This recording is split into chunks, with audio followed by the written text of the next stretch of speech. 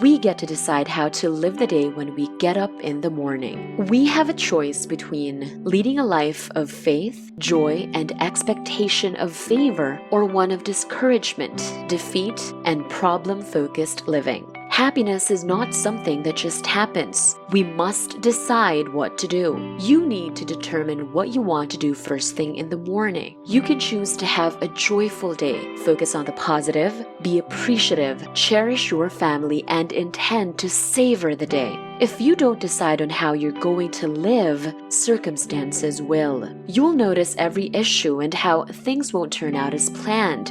You'll think that you're not motivated to report to work, or that you never seem to have good luck. You may not be aware of it, but when you focus on those thoughts, you are choosing to live a discouraged life. You've decided to have a bad day. According to the Bible, happiness arises in the morning. God gives you a new supply of delights each morning. You can reject it and say, I don't think that's for me. I have too many things working against me. But even if your life may not be ideal, know that God is in control and that His intentions for you are the best. So take it in stride. Choose to be joyful. That is the first step.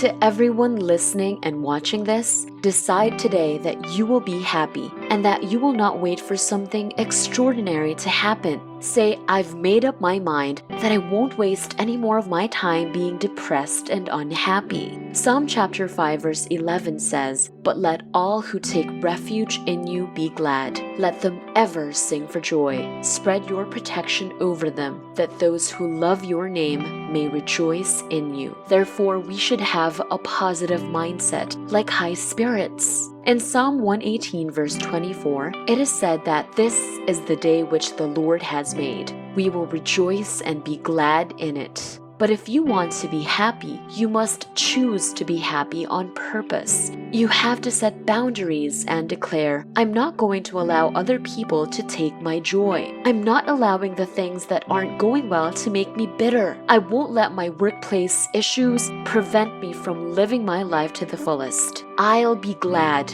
I'll be delighted. I'm going to have a good day. Then you will see that your will is stronger than your emotions. Don't wait until you feel joyful to choose to be happy. Prior to making a decision, happiness must arise. Another thing is that you and I both have the ability to be hopeful on any given day. Even if I can't always control my situations, I can always hold out hope that something positive is about to happen. I can only hope to think that something wonderful is in store for me. You must tell yourself each morning, I am glad, I am grateful, I am blessed. If you're thinking of misery, you cannot get happiness. Every morning joy arrives. Due to their thoughts, some people have been avoiding it year after year. If you start thinking happy, you live a happier life. You can choose to be as happy as you like. And because happiness is a decision, you can't hold anyone else responsible if you are sad.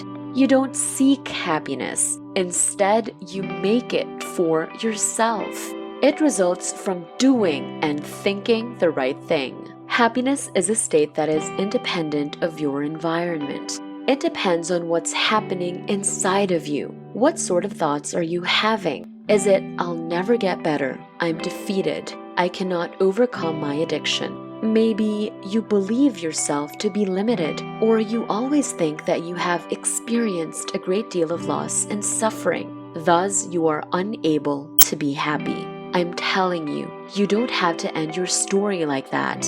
You need to permit yourself to be happy, and that's the key. Sometimes we have fallen for the misconception that suggests we shouldn't be happy because we've already endured far too much. We've screwed up too often, or people may not understand that we're happy. But I'd like to let you know that you should be happy. God made you to laugh and smile and enjoy life. And happiness begins internally. According to what the Bible teaches, God has a magnificent plan for your life. Whatever the unpleasant aspects of your life have been, there is a tiny glimmer of hope when you read the Bible because it hits something deep inside of you. If something good can happen to anyone, you start to believe that it can also happen to you.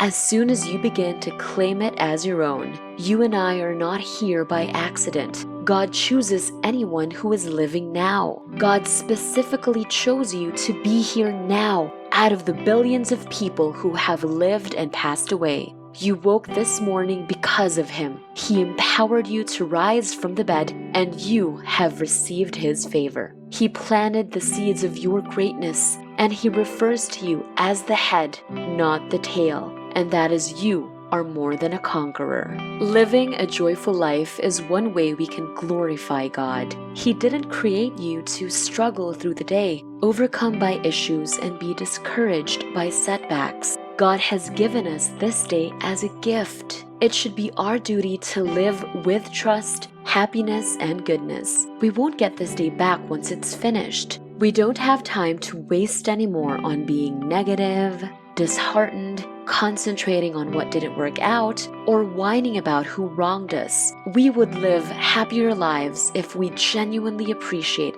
how precious each day is. Well, it would be simpler to assume it will always exist, to just get up, go through the motions, face the difficulties, and the day is over. However, if you adopt a fresh mindset and begin to view every day as your finest one, you won't allow the minor issues to get to you. Then you will set aside time to appreciate the individuals God has given you to love. Paul wished to fulfill his journey with delight as he neared the end of his life. At some point, each of us will enter the presence of the Lord, and we don't want to leave feeling defeated like a victim. Let's leave happily, recognizing that every day is the best day. Get up each morning and choose to be happy. Everyone may be whining, defeated, and complaining when you arrive at work, but avoid falling for that trap. Maintain your enthusiasm. Keep a positive disposition.